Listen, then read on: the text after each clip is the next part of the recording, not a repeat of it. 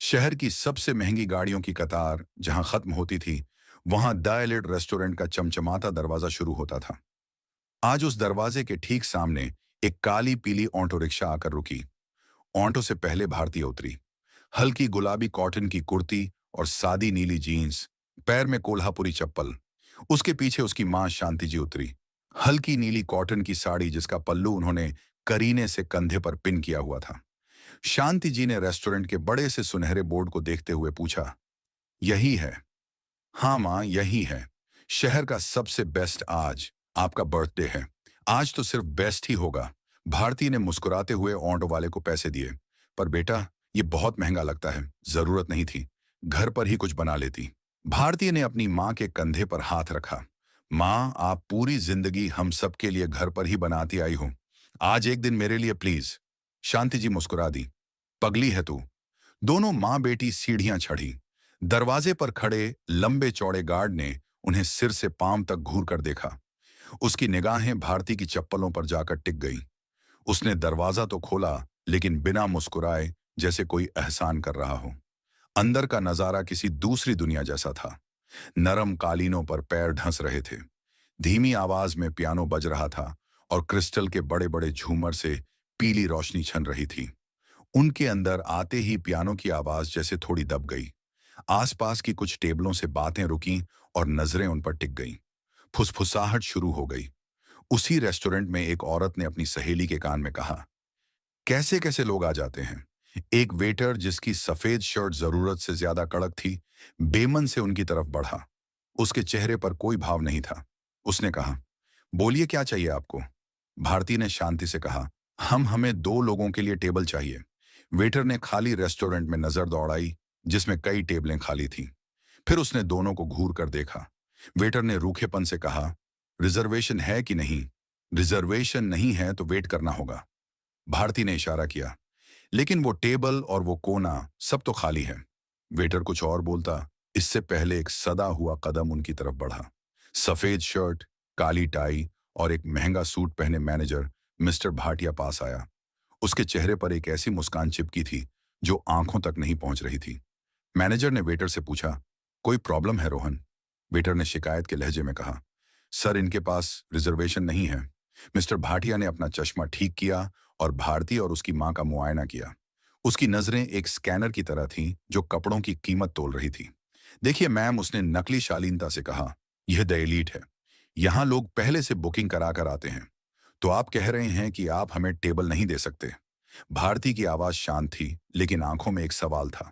भाटिया को शायद लगा कि वह ज्यादा रूखा हो रहा है। उसने एक गहरी सांस ली। ठीक है, आप वह कोने वाली टेबल ले सकती हैं। फिर वह थोड़ा झुका, जैसे कोई राज बता रहा हो। लेकिन अगली बार प्लीज ड्रेस कोड का ध्यान रखिएगा। यह कोई रोड साइड कैफे नहीं है। यह अपमान इतना सीधा था कि शांति जी का चेहरा उतर गया। उन्होंने भारती का हाथ पकड़ा। भारतीय बेटा चल, मुझे भूख नहीं है, घर चलते हैं। भारतीय ने अपनी मां का हाथ थाम लिया। उसने मैनेजर भाटिया की आंखों में देखा। शुक्रिया, हम वहीं बैठेंगे। दोनों कोने की टेबल की तरफ बढ़ गई। मैनेजर ने वेटर को जोर से आवाज दी, रोहन इनका ऑर्डर लो। रोहन ने मेन्यू कार्ड को टेबल पर लगभग फेंकते हुए रखा। शांति जी ने मेन्यू देखा। कीमतें देखकर उनकी आंखें फैल गईं। अरे बाप रे, एक दाल के 500 रुपये भारतीय ये लोग लूट रहे हैं। चल बेटा, यहां नहीं खाना। मां प्लीज, आज सिर्फ आज। आपको क्या पसंद है वो बोलिए। भारती ने मेन्यू अपनी तरफ खींच लिया। भैया, एक दाल मखनी, एक शाही पनीर, 4 बटर रोटी और 2 लस्सी लाना। वेटर रोहन ने ऑन ऑर्डर ऐसे लिखा जैसे कोई सजा लिख रहा हो। बस या कुछ और? भारती ने कहा, नहीं, अभी के लिए इतना ही। आसपास के लोग अभी भी उन्हें ही देख रहे थे। पास की टेबल पर बैठी एक अमीर औरत मिसेस वर्मा ने अपने पति से जोर से कहा, अनिल, पता नहीं मैनेजमेंट कैसे लोगों को अंदर आने देता है। पूरा एम्बियंस खराब कर देते हैं। भारती ने सुना, लेकिन नजरअंदाज कर दिया। उसकी मां का चेहरा शर्म से लाल हो गया था। मां, आप उन लोगों को छोड़िए। आप ये बताएं, सुबह पापा से बात हुई? उन्होंने विश किया। भारती ने माहौल बदलने की कोशिश की। हाँ, सुबह ही फोन आया था। कह रहे थे तुम्हारी बहुत याद आ रही है। शांति जी धीरे धीरे सहज हो रही थी। खाना आया। वेटर ने प्लेटें टेबल पर रखते हुए काफी आवाज की। दाल की कटोरी लगभग छलक ही गई थी। भारती की मां ने खुद को थोड़ा पीछे कर लिया ताकि छींटे ना पड़े। सॉरी मैडम, वेटर ने बिना किसी अफसोस के कहा और चला गया। शांति जी ने भारती का हाथ पकड़ा। खाना खा लेते हैं और जल्दी से चलते हैं। मुझे यहाँ अच्छा नहीं लग रहा। भारती को गुस्सा आ रहा था। वह इस शहर की सुपरिटेंडेंट ऑफ पुलिस एसपी थी। वह एक फोन घुमाकर इस मैनेजर और वेटर को उनकी औकात दिखा सकती थी। लेकिन आज वह एसपी नहीं थी। वह सिर्फ एक बेटी थी जो अपनी माँ का जन्मदिन मनाना चाहती थी। उसने अपना गुस्सा पी लिया। माँ, खाना अच्छा है? उसने मुस्कुराने की कोशिश की। वे दोनों खाना खा ही रही थीं। अभी आधा ही खत्म हुआ था कि अचानक हॉल के दूसरे कोने में हंगामा मच गया। एक आदमी जो मिसेस वर्मा के साथ वाली टेबल पर बैठा था, जोर से चिल्लाया, मेरा वॉलेट, मेरा बटुआ कहाँ गया? अरे अभी यहीं टेबल पर रखा था। वह आदमी मिस्टर कपूर था, शहर का कोई जाना माना बिजनेसमैन। मैनेजर भाटिया दौड़ता हुआ वहां पहुंचा। क्या हुआ सर? क्या हुआ? मेरा वॉलेट, उसमें 15,000 कैश और मेरे सारे कार्ड्स थे, यहीं था। मिस्टर कपूर चिल्ला रहे थे। रेस्टोरेंट में सन्नाटा छा गया। सबका खाना रुक गया। मैनेजर भाटिया ने माथे का पसीना पोंछा। उसकी नजरें घबराहट में पूरे रेस्टोरेंट में घूमी और सीधे भारतीय और उसकी मां की टेबल पर आकर टिक गई। मिसेस वर्मा ने फुसफुसाते हुए कहा, भाटिया जी, जब से यह दोनों आए हैं तभी से मुझे ठीक नहीं लग रहा था। मिस्टर कपूर ने भी शक की निगाह से भारती की तरफ देखा। हाँ, यही लोग उस टेबल के पास से गुजरे थे क्या? भारती ने जोर से कहा, हम अपनी टेबल से उठे भी नहीं हैं। मैनेजर भाटिया को जैसे अपना शिकार मिल गया। रेस्टोरेंट की इज्जत बचाने का इससे अच्छा तरीका नहीं था कि इल्जाम किसी बाहरी पर डाल दिया जाए। भाटिया ने उंगली दिखाते हुए कहा, आप लोग चुपचाप बैठे रहिए। रोहन, पुलिस को फोन करो। कहो रेस्टोरेंट में चोरी हुई है। शांति जी कांपने लगी। भारती, ये क्या हो रहा है? ये हमारा नाम क्यों ले रहे हैं? माँ, आप डरो मत। हमने कुछ नहीं किया, भारती ने कहा, लेकिन उसका खून खल रहा था। अगले 10 मिनट नर्क जैसे थे। रेस्टोरेंट के सारे ग्राहक उन्हें घूर रहे थे। कुछ लोग अपने मोबाइल निकालकर वीडियो बनाने लगे थे। देखा, मैंने कहा था ना, कपड़े देखकर ही पता लग गया था।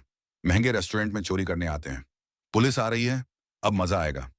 थोड़ी ही देर में रेस्टोरेंट का दरवाजा खुला और 2 पुलिसकर्मी अंदर दाखिल हुए। ये लोकल थाने के हवलदार थे। एक का नाम था शर्मा, दूसरे का यादव। मैनेजर भाटिया दौड़कर उनके पास गया। साहब, अच्छा हुआ आप आ गए। इन दोनों ने, उसने सीधे भारती और उसकी मां की तरफ उंगली उठा दी। इन पर शक है। हवलदार शर्मा पान चबाते हुए उनकी टेबल तक आया। क्या नाम है तेरा? उसने भारती से पूछा। भारती, और यह मेरी मां है। भारती ने कहा, आप हमसे इस तरह बात नहीं कर सकते। आपका शक किस बेसिक पर है? हवलदार शर्मा हंस पड़ा। ओहो, बेसिस पूछ रही है। मैनेजर साहब कह रहे हैं ना, मिस्टर कपूर का वॉलेट गायब है। भारती ने कहा, तो आप सीसीटीवी चेक कीजिए। हम अपनी जगह से हिले भी नहीं हैं। ज्यादा कानून मत सीखा। हवलदार यादव ने डंडा जमीन पर ठोका। थाने चलिए, वहां बात होगी। थाने क्यों? शांति जी की आवाज में घबराहट थी। पूछताछ के लिए, और जबान लड़ाई तो पब्लिक के सामने बेइज्जत करके ले जाना पड़ेगा। शर्मा ने धमकी दी। भारतीय समझ गई कि बहस करने का कोई फायदा नहीं है। ये लोग सुनना ही नहीं चाहते। भारतीय ने कहा, ठीक है, चलेंगे। वह उठी और अपनी मां को सहारा दिया, जो लगभग रो रही थी। जैसे ही वे रेस्टोरेंट के बीच से गुजरने लगे, लोग जोर जोर से बातें करने लगे। कुछ लोग हंस रहे थे। मोबाइल के कैमरे उनकी तरफ थे। चोरनी, किसी ने पीछे से आवाज कसी। भारतीय ने अपनी मां को कसकर पकड़ लिया, जैसे वह उन्हें इन नजरों से बचाना चाहती हो। दोनों हवलदार उन्हें ऐसे ले जा रहे थे जैसे वे मुजरिम हो। मैनेजर भाटिया दरवाजे पर खड़ा मुस्कुरा रहा था। उसकी एलीट रेस्टोरेंट की इज्जत बच गई थी। पुलिस की जीप में खामोशी थी। शांति जी चुपचाप आंसू बहा रही थी। भारती खिड़की से बाहर देख रही थी। उसका चेहरा पत्थर की तरह सख्त था। हवलदार शर्मा और यादव आगे बैठे मजाक कर रहे थे, जैसे उन्होंने कोई बड़ा काम कर दिया हो। यादव ने पान थूकते हुए कहा, देखा शर्मा, आज तो भाटिया मैनेजर खुश हो गया होगा। बड़ी मछली फंसाई है। कपूर साहब का वॉलेट है, दबा के इनाम मिलेगा। अरे क्या खाक! शर्मा हंसा। ये भिखारिन क्या चुराएंगी? बटुआ तो उसी वेटर ने मारा होगा, लेकिन भाटिया को बलि का बकरा चाहिए था, हमने दे दिया। अब थाने चल के इनकी खातिरदारी करेंगे तो ये खुद ही बोल देंगी कि इन्होंने चोरी नहीं की। फिर हम भाटिया से कहेंगे कि देखो साहब, बड़ी मुश्किल से केस सॉल्व किया है। डबल फायदा। वाह गुरु, मान गए। यादव ने कहा। भारती ने सब सुन लिया। उसकी मुट्ठियां भिंज गई। ये सिर्फ भ्रष्ट नहीं थे, ये पूरी तरह से सड़े हुए थे। वे जानते थे कि ये बेकसूर हैं। फिर भी इन्हें सिर्फ इसलिए ले जा रहे थे ताकि रेस्टोरेंट मैनेजर को खुश कर सकें और बाद में उसे ब्लैकमेल कर सकें।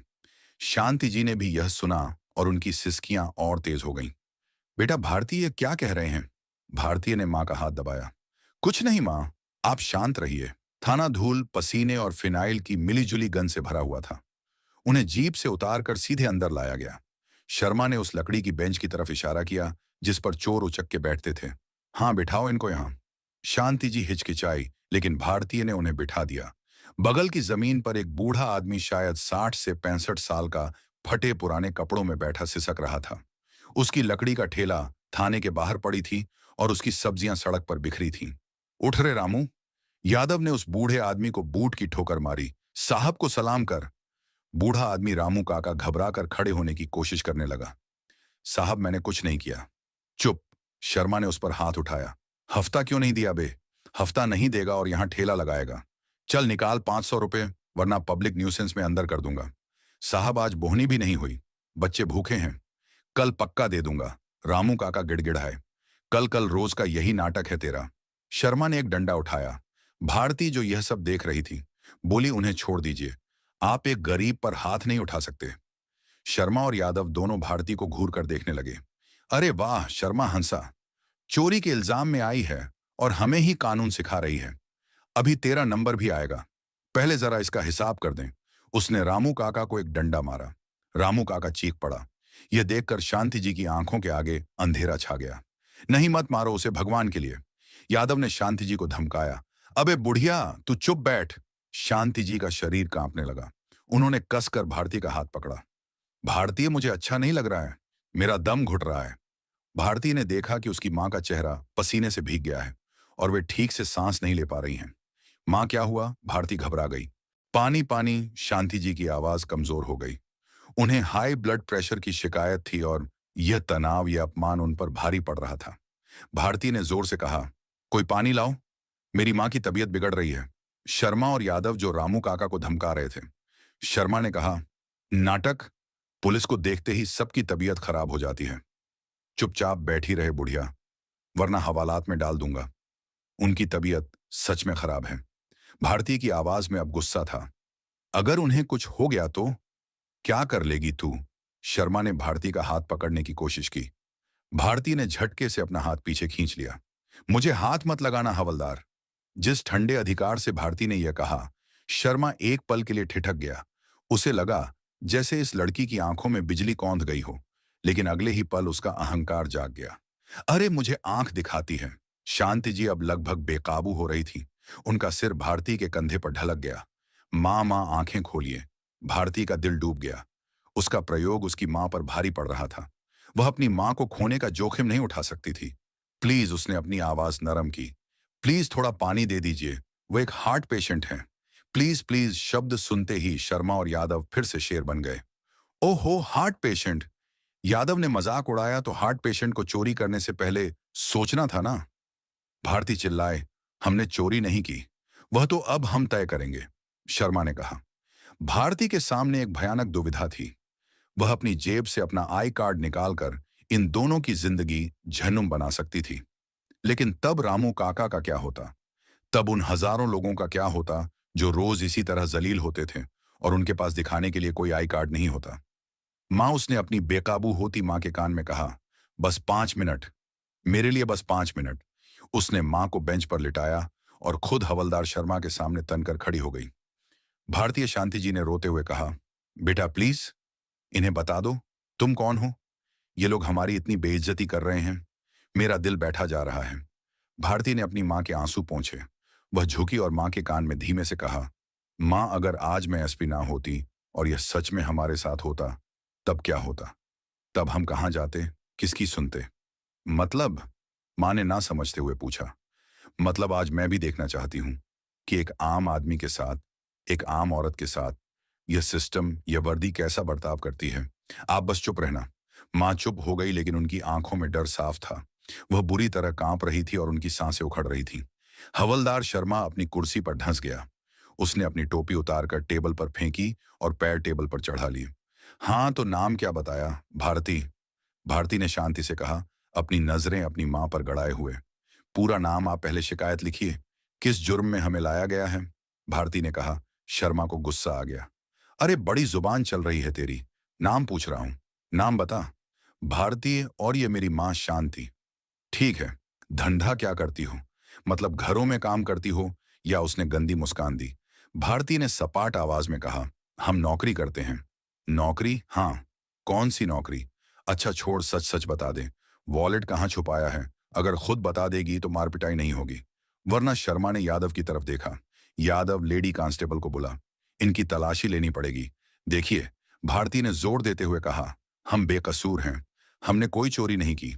आप रेस्टोरेंट का सीसीटीवी फुटेज मंगवाएं, सब साफ हो जाएगा। शर्मा जोर से हंसा। अब तू हमें सिखाएगी इन्वेस्टिगेशन कैसे करनी है? बड़ी आई सीसीटीवी वाली फुटेज भी देख लेंगे। पहले जो प्रोसीजर है वह तो पूरा कर लें। वह उठा और भारती के करीब आया। देख छोकरी मान जा। आधे पैसे रख लेना, बाकी हमें दे देना। मिस्टर कपूर बड़ा आदमी है। वह खुश हो जाएगा तो हमारा भी फायदा होगा। भारती ने ठंडी नजर से उसे घूर कर देखा। आप एक पुलिस वाले होकर हम पर जुर्म कबूल करने का दबाव डाल रहे हैं? अरे ये तो भाषा भी जानती है। शर्मा ने यादव को देखकर आंख मारी। तभी यादव की नजर दराज में पड़े एक छोटे से लेडीज पर्स पर पड़ी, जो शायद सुबह किसी जेब कतरे से बरामद हुआ होगा। उसके दिमाग में एक शातिर ख्याल आया। यादव ने कहा, शर्मा, ये ऐसे नहीं मानेगी। इसका इलाज करना पड़ेगा। वह उठा और दराज से वह छोटा पर्स निकाला। वह धीरे धीरे चलकर भारती और शांति जी की बेंच के पास गया और चुपके से वापस बेंच के नीचे सरका दिया। रामू काका ने यह देख लिया, लेकिन डर के मारे उसकी जुबान सिल गई। शर्मा यादव जोर से चिल्लाया, अरे यहां देख, बेंच के नीचे ये रहा। शर्मा उठकर आया। क्या है? यादव झुका और उस पर्स को ऐसे उठाया जैसे अभी अभी मिला हो। ये देख, एक और पर्स। पक्का ये भी किसी का चुराया होगा। ये औरतें तो शातिर चोरों का गैंग लगती हैं। नहीं, भारती चिल्लाए, ये हमारा नहीं है। तुमने इसे वहां रखा है। चुप कर। शर्मा ने इस बार भारती को जोर से धक्का दिया। भारती लड़खड़ा गई। ये देखकर शांति जी की बची खुची हिम्मत भी जवाब दे गई। नहीं, मेरी बेटी को मत मारो। देखा, अब कैसे नहीं मानोगी? शर्मा ने वह पर्स खोला। वह खाली था। पैसे निकाल लिए और पर्स यहां फेंक दिया। क्यों बुढ़िया, तू ही बता, तेरी बेटी ने ही चुराया है ना? शर्मा ने एक सादा कागज और स्टैम्प पैड शांति जी के सामने फेंक दिया। चल बुढ़िया, फटाफट इस पर अंगूठा लगा दे। लिख दे कि तेरी बेटी चोर है और तू भी इस गैंग में शामिल है। हम तुझे सरकारी गवाह बना लेंगे। तेरी सजा कम हो जाएगी। शांति जी की हालत अब बहुत खराब थी। उनका दिल डूब रहा था। उन्हें लगा कि वे अब नहीं बचेंगी। मैं अंगूठा नहीं लगाऊंगी। मेरी बेटी चोर नहीं है। शांति जी की आवाज घरघरा रही थी। ऐसे नहीं मानेगी। शर्मा ने यादव को इशारा किया। यादव, लगता है ये ऐसे नहीं मानेगी। डंडा ला जरा। मां के सामने ही ट्रीटमेंट शुरू करते हैं, सब उगल देगी। यादव ने डंडा उठाया और भारती की तरफ बढ़ा। शांति जी यह देखकर खड़ी हो गई। नहीं नहीं, मेरी बेटी को हाथ मत लगाना। भगवान के लिए वो। भारती ने अपनी मां का हाथ पकड़कर उन्हें वापस बिठा दिया। नहीं मां, आप कुछ नहीं बोलेंगी। भारती का सब्र का बांध अब टूट चुका था। उसने अपनी मां की जान और इज्जत दांव पर लगा दी थी। बहुत हो गया, उसने फैसला कर लिया। वह अपनी जेब में हाथ डालने ही वाली थी, अपना आई कार्ड निकालने के लिए। तभी थाने का मेन दरवाजा जोर से खुला। थाने का इंचार्ज इंस्पेक्टर वर्मा अपनी पेट्रोलिंग से लौटा था। वह थका हुआ था और उसका मूड खराब था। शर्मा, यादव, ये क्या तमाशा लगा रखा है? ये औरतें कौन हैं? और ये रामू, तू फिर आ गया? वर्मा ने अपनी टोपी उतारते हुए पूछा। हवलदार शर्मा, जो अभी तक शेर बन रहा था, वर्मा को देखते ही थोड़ा सीधा हो गया। कुछ नहीं साहब, एक चोरी का केस है। द एलीट रेस्टोरेंट से मैनेजर भाटिया जी ने फोन किया था। इन दोनों पर शक है। वर्मा ने रूटीन में पूछा। शक है या सबूत है? अरे साहब, वो कपूर साहब है ना, बिजनेसमैन, उनका वॉलेट है। भाटिया जी ने कहा तो ले आए। अभी पूछताछ कर ही रहे थे। शर्मा ने लापरवाही से कहा। और यह बुढ़िया नाटक कर रही है तबीयत खराब होने का। और यह रामू हफ्ता नहीं दे रहा था। इंस्पेक्टर वर्मा केस फाइल देखने के लिए मुड़ा। उसकी नजर बेंच पर बैठी दोनों औरतों पर पड़ी। पहले उसने शांति जी को देखा, जो लगभग बेकाबू थी, पसीने में भीगी हुई मुश्किल से सांस ले रही थी। फिर उसकी नजर भारती पर पड़ी। एक पल के लिए वह भ्रमित हुआ। यह चेहरा, यह आंखें उसने कहीं देखी थी, लेकिन यह सादी सी कुर्ती, यह उलझे हुए बाल उसने दोबारा घूर कर देखा। भारती, जो अब तक नजरें झुकाए मां को दिलासा दे रही थी, उसने अपना चेहरा उठाया। उसने सीधे इंस्पेक्टर वर्मा की आंखों में देखा। उसे एक नजर में गुस्सा, अपमान और अधिकार का ऐसा मिश्रण था कि इंस्पेक्टर वर्मा के हाथ पैर ठंडे पड़ गए। उसे डिस्ट्रिक्ट हेडक्वार्टर की वो मीटिंग याद आ गई। उसे अखबार में छपी वह तस्वीर याद आ गई। उसे वह शकल याद आ गया जिस पर इसी चेहरे के दस्तखत थे। वर्मा का मुंह खुला का खुला रह गया। उसके हाथ से केस फाइल छूटकर जमीन पर गिर गई। मैम वह बिजली की तेजी से अटेंशन की मुद्रा में खड़ा हो गया। उसका पूरा शरीर डर से कांप रहा था। उसका हाथ खुद ब खुद उसके माथे तक गया और उसने अपनी जिंदगी का सबसे जोरदार सैल्यूट ठोका। जय हिंद मैम। पूरे थाने में सन्नाटा छा गया। इतनी खामोशी की दीवार पर लगी घड़ी की टिक टिक भी साफ सुनाई दे रही थी। हवलदार शर्मा जो डंडा लेकर भारती की तरफ बढ़ रहा था वहीं जम गया। उसके हाथ से डंडा छूटकर जमीन पर गिर पड़ा। यादव की चाय की प्याली हाथ से फिसल गई। रामू काका जो जमीन पर बैठा था इस बदले हुए नजारे को समझ नहीं पा रहा था। शर्मा ने कांपती हुई आवाज में पूछा, साहब क्या हुआ? ये कौन है? इंस्पेक्टर वर्मा जो अभी भी सैल्यूट की मुद्रा में खड़ा था गुस्से और डर से चिल्लाया, साहब नहीं गद्दे मैम है। डिस्ट्रिक्ट की एसपी सुपरिटेंडेंट ऑफ पुलिस भारतीय शुक्ला मैम तेरे सामने खड़ी हैं। बेवकूफ यह सुनना था कि हवलदार शर्मा और यादव की जैसे दुनिया ही खत्म हो गई। उनके घुटने कांपने लगे। मैम शर्मा के मुंह से बस इतना निकला। वह जमीन पर गिरने ही वाला था। भारतीय धीरे से अपनी जगह से उठी। उसके उठते ही पूरे थाने का माहौल बदल गया।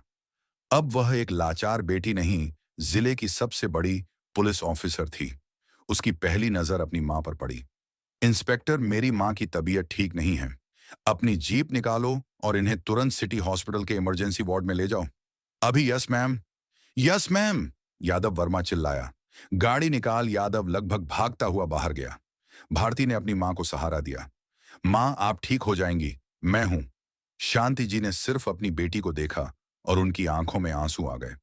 भारती ने कहा, इंस्पेक्टर एक लेडी कांस्टेबल को मेरी मां के साथ भेजो और सुनो, उन्हें वीआईपी ट्रीटमेंट नहीं, एक आम नागरिक की तरह जो बेस्ट इलाज मिलना चाहिए वह मिले। मैं खुद बिल दूंगी। जी मैम। वर्मा ने एक लेडी कांस्टेबल को बुलाया और शांति जी को सावधानी से जीप में बिठाकर अस्पताल रवाना किया। अब थाने में भारती, इंस्पेक्टर वर्मा, कांपते हुए शर्मा और यादव और डरा हुआ रामू काका बचे थे। भारती अपनी मां को जाते हुए देखती रही। जब जीप नजर से ओझल हो गई, वह मुड़ी, उसकी आंखें लाल हो रही थीं। Inspector Verma, yes ma'am Verma, अभी भी कांप रहा था। इन दोनों बहादुर हवलदारों को भारती ने शर्मा और यादव की तरफ देखा, जो अब पसीने में नहा चुके थे। इन्हें तुरंत सस्पेंड कीजिए। मैम गलती हो गई, मां कसम हमें पता नहीं था। शर्मा गिड़गिड़ाया और भारती के पैरों पर गिर पड़ा। भारती 2 कदम पीछे हट गई। पता नहीं था तो क्या? अगर मैं एएसपी नहीं होती तो तुम मुझे और मेरी मां को डंडे से मारते? यही ट्रीटमेंट देने वाले थे ना तुम? नहीं मैम, वो तो बस, और वो बस। भारतीय ने उस झूठे सबूत की तरफ इशारा किया। वो किसने रखा था वह भी पता नहीं था। तुम एक बेगुनाह लड़की और उसकी बीमार मां को ड्रग्स या चोरी के झूठे केस में फंसाने वाले थे, सिर्फ इसलिए कि तुम एक अमीर मैनेजर को खुश करना चाहते थे। शर्मा और यादव के पास कोई जवाब नहीं था और यह रामू काका, भारतीय ने उस बूढ़े आदमी की तरफ इशारा किया, इनसे हफ्ता वसूल रहे थे, इन्हें डंडों से मार रहे थे। यह वर्दी तुम्हें गरीबों को लूटने के लिए मिली है। मैम प्लीज, बच्चे भूखे मर जाएंगे। मैम। यादव रोने लगा। भारती की आवाज गूंजी, रामू काका के बच्चे भी भूखे थे जब तुम उनकी सब्जियां सड़क पर फेंक रहे थे। इंस्पेक्टर इन दोनों के खिलाफ सिर्फ डिपार्टमेंटल इंक्वायरी नहीं, बल्कि एक्सटॉर्शन, असॉल्ट और एक पब्लिक सर्वेंट द्वारा अपनी पावर का गलत इस्तेमाल करने का क्रिमिनल केस दर्ज कीजिए। इन्हें सस्पेंड नहीं, डिसमिस करने का प्रोसेस शुरू कीजिए और अभी इन्हें इसी हवालात में बंद कीजिए जिसमें यह मेरी मां को डालने की धमकी दे रहे थे। जी ma'am. Right away. Ma'am. Verma ने दोनों हवलदारों को घूर कर देखा। निकलो यहां से, अपनी बेल्ट और टोपी जमा कराओ, ले जाओ इन्हें। दोनों हवलदार रोते गिड़गिड़ाते हुए वहां से हटे और उन्हें लॉकअप में डाल दिया गया। भारती ने रामू काका को उठाया और उन्हें बेंच पर बिठाया। पानी लाओ, वर्मा चिल्लाया। एक कांस्टेबल दौड़कर पानी लाया। भारती ने खुद रामू काका को पानी दिया। बाबा आप ठीक हैं? रामू काका कांपते हुए हाथ जोड़कर रोने लगे। बेटिया तुम देवी हो, आपको अब डरने की जरूरत नहीं है, भारती ने कहा। इंस्पेक्टर, इनकी ठेला और सब्जियों का जो भी नुकसान हुआ है उसकी भरपाई इन दोनों की तनख्वाह से की जाएगी, और इन्हें इज्जत से घर भेजो। जी मैम रामू, काका आंसू पोंछते हुए भारती को दुआएं देते हुए वहां से गए। भारती ने इंस्पेक्टर वर्मा की कुर्सी संभाली। भारती ने कहा, इंस्पेक्टर वर्मा जी, मैम रेस्टोरेंट के मैनेजर मिस्टर भाटिया को फोन लगाए। कहिए एएसपी साहिबा ने ऑफिशियल पूछताछ के लिए थाने बुलाया है। इसी वक्त जी मैम और भारती ने कहा, रेस्टोरेंट का पिछले 2 घंटे का पूरा सीसीटीवी फुटेज हर एंगल से मुझे 10 मिनट के अंदर यहां चाहिए। तुरंत मैम वर्मा ने वायरलेस सेट उठाया। 15 मिनट बाद मैनेजर भाटिया घमंड में अकड़ता हुआ थाने में घुसा। वह अभी भी नहीं जानता था कि क्या हुआ है। उसे लगा कि पुलिस ने चोरों से जुर्म कबूल करवा लिया होगा। इंस्पेक्टर साहब, मिल गया, वॉलेट कहाँ था ना? मैंने वह औरतें। उसकी नजर वर्मा की कुर्सी पर बैठी भारती पर पड़ी। वही कुर्ती। अरे तुम अभी तक यहीं हो इंस्पेक्टर, इन्हें छोड़ा क्यों? भाटिया ने कहा। इंस्पेक्टर वर्मा ने भाटिया के कंधे पर हाथ रखा। मिस्टर भाटिया, आपको पता है ये कौन है? ये हमारे जिले की एसपी भारतीय शुक्ला है। भाटिया के पैरों के नीचे से जमीन खिसक गई। वह वहीं जमीन पर बैठने लगा। फुटेज कहाँ है? भारती की ठंडी आवाज आई। वह वो मैम पेन ड्राइव में, एक घबराए हुए कांस्टेबल ने कहा। भारती ने आदेश दिया, सामने टीवी पर प्ले करो। बड़ी सी स्क्रीन पर रेस्टोरेंट का फुटेज चलने लगा। फुटेज में साफ दिख रहा था कि भारती और उसकी मां अपनी टेबल पर बैठी हैं। भारती ने कहा, झूम करो टेबल 12 पर। स्क्रीन पर मिस्टर कपूर की टेबल दिखने लगी। वह अपने फोन पर बात कर रहे थे और उन्होंने अपना वॉलेट टेबल पर रख दिया। अब देखो, भारती ने कहा। फुटेज में वेटर रोहन, जिसने भारती का ऑर्डर लिया था, टेबल साफ करने के लिए आया। उसने मिस्टर कपूर से बात करते हुए नैपकिन उठाए। एक पल के लिए उसने नैपकिन को वॉलेट के ऊपर रखा और जब उसने नैपकिन वापस उठाया तो वॉलेट उसके साथ उसकी जेब में चला गया। ये इतनी सफाई से हुआ था कि किसी को पता नहीं चला। सबूत शीशे की तरह साफ था। भारती ने फुटेज को पॉज कर दिया। पूरा थाना खामोश था। वह धीरे से उठी और मैनेजर भाटिया के सामने आकर खड़ी हो गई, जो अब जमीन पर बैठा था। मिस्टर भाटिया, मैम मुझे माफ कर दीजिए, प्लीज तुमने ये फुटेज चेक किया था? भारती ने पूछा। वह वो मैम, मुझे लगा उनके कपड़े। तुम्हें लगा? भारती की आवाज में गुस्सा था। तुम्हें लगा कि जो सादे कपड़े पहने हैं वही चोर होगा। तुम्हारे ड्रेस कोड ने तुम्हें इतना अंधा कर दिया कि तुमने असली चोर को देखा ही नहीं। और मेरी माँ, एक सीनियर सिटीजन जिन्हें हार्ट की प्रॉब्लम है, उन्हें तुमने चोरों की तरह थाने भिजवा दिया। भाटिया एसपी भारती के पैरों पर गिर गया। मैम, बर्बाद हो जाऊंगा, रेस्टोरेंट बंद हो जाएगा, मेरी इज्जत, मेरी रेपुटेशन रेपुटेशन। भारती इस बार चिल्ला पड़ी। मेरी माँ की रेपुटेशन का क्या, जो तुमने पूरे रेस्टोरेंट के सामने सड़क पर उछाली? उन लोगों का क्या जो उनका वीडियो बना रहे थे और उन पर हंस रहे थे? अगर आज मेरी माँ को कुछ हो जाता तो क्या तुम उनकी जान लौटा सकते थे? भाटिया के पास कोई जवाब नहीं था। वह बस रो रहा था। भारती अपनी कुर्सी पर वापस बैठ गई। इंस्पेक्टर वर्मा जी, अभी एक टीम भेजो और उस वेटर रोहन को चोरी के इल्जाम में गिरफ्तार करो। मिस्टर कपूर का वॉलेट रिकवर करो। जी मैम। और भारती ने भाटिया की तरफ देखा। मिस्टर भाटिया को भी गिरफ्तार करो। भाटिया ने चौंक कर सिर उठाया। मैम, मैंने क्या किया? पहला जुर्म पुलिस को झूठी शिकायत देना। दूसरा, बिना सबूत के 2 बेगुनाह नागरिकों पर इल्जाम लगाना। तीसरा, पुलिस की जांच में बाधा डालना। और चौथा, पब्लिक में मानहानि करना। तुम अंदर जाओगे भाटिया, ताकि अगली बार किसी को उसके कपड़ों से जज करने से पहले तुम्हें यह वक्त याद आए। नहीं मैम, प्लीज प्लीज। भाटिया को 2 कांस्टेबल घसीटकर लॉकअप की तरफ ले गए, जहां शर्मा और यादव पहले से बंद थे। भारती ने कहा, और सुनिए इंस्पेक्टर, रेस्टोरेंट में जिन जिन लोगों ने वीडियो बनाए थे, मुझे उन सब की डिटेल्स चाहिए। सोशल मीडिया पर यह वीडियो नहीं दिखना चाहिए। उन सबको पब्लिक न्यूसेंस और मानहानि के लिए नोटिस भेजो। जी मैम, सब हो जाएगा। तभी भारती का फोन बजा। हॉस्पिटल से था। हाँ डॉक्टर जी, क्या वह ठीक है? Thank you so much. Bharti ने राहत की सांस ली। माँ ठीक है, उसने इंस्पेक्टर वर्मा से कहा। पैनिक अटैक था, वे उन्हें निगरानी में रखेंगे, पर खतरा टल गया है। भारती उठी। अब वह एएसपी नहीं, सिर्फ एक बेटी थी जिसे अपनी माँ के पास जाना था। जब वे थाने से बाहर निकली तो बाहर पुलिस की जीप नहीं, बल्कि एसपी की काली चमचमाती ऑफिशियल गाड़ी खड़ी थी। ड्राइवर ने फुर्ती से उतरकर सैल्यूट किया और पिछला दरवाजा खोला। भारतीय सीधे हॉस्पिटल पहुंची। शांति जी एक प्राइवेट रूम में थी और उन्हें नींद का इंजेक्शन दिया गया था। भारतीय पूरी रात उनके बिस्तर के पास कुर्सी पर बैठी उनका हाथ थामे रही। अगली सुबह शांति जी ने आंखें खोली। भारती बेटा, माँ, आप ठीक हैं? कैसा लग रहा है? ठीक हूं। शांति जी मुस्कुराई। तू ठीक है? भारती अपनी माँ के गले लग गई। माँ, आई एम सॉरी, आपका जन्मदिन सब खराब हो गया। शांति जी ने भारती के चेहरे को अपने हाथों में लिया। उन्होंने मुस्कुराते हुए कहा, खराब नहीं हुआ बेटा। आज तक मुझे गर्व था कि मेरी बेटी एसपी है, वर्दी पहनती है। लेकिन कल रात जब तू उस रामू काका के लिए लड़ी, जब तूने उन गुंडों को उनकी औकात दिखाई, जब तूने मेरी खातिर नहीं बल्कि एक आम औरत की खातिर वो सब सहा, तब मुझे असली गर्व हुआ। आज मुझे गर्व है कि मेरी बेटी सिर्फ वर्दी से नहीं, अपने दिल से भी ऑफिसर है। तुमने आज सिर्फ मेरा नहीं, उन जैसे हर आम आदमी का मान रखा है, जिसे लोग उनके कपड़ों से तौलते हैं। आज तुमने मुझे मेरी जिंदगी का सबसे बड़ा तोहफा दिया है। 2 दिन बाद द एलिट रेस्टोरेंट के बाहर अस्थायी रूप से बंद का बोर्ड लगा हुआ था। थाने के अंदर सस्पेंड हुए हवलदार शर्मा और यादव अब बेल पर बाहर डिसमिसल के कागजातों का सामना कर रहे थे। और दूसरी तरफ एसपी ऑफिस में भारती शुक्ला अपनी वर्दी पहने बैठी थी। उस पर नेम प्लेट लगा था भारती शुक्ला। उसने शीशे में खुद को देखा। उसकी आंखें शांत और दृढ़ थीं। तो दोस्तों, ये थी आज की कहानी। कैसी लगी आपको? अगर अच्छी लगी हो तो कृपया करके वीडियो को एक लाइक करके चैनल को सब्सक्राइब जरूर कर दें और कमेंट में अपना राय देना न भूलें। तो चलिए मिलते हैं एक और नई कहानी में, तब तक के लिए जय हिंद।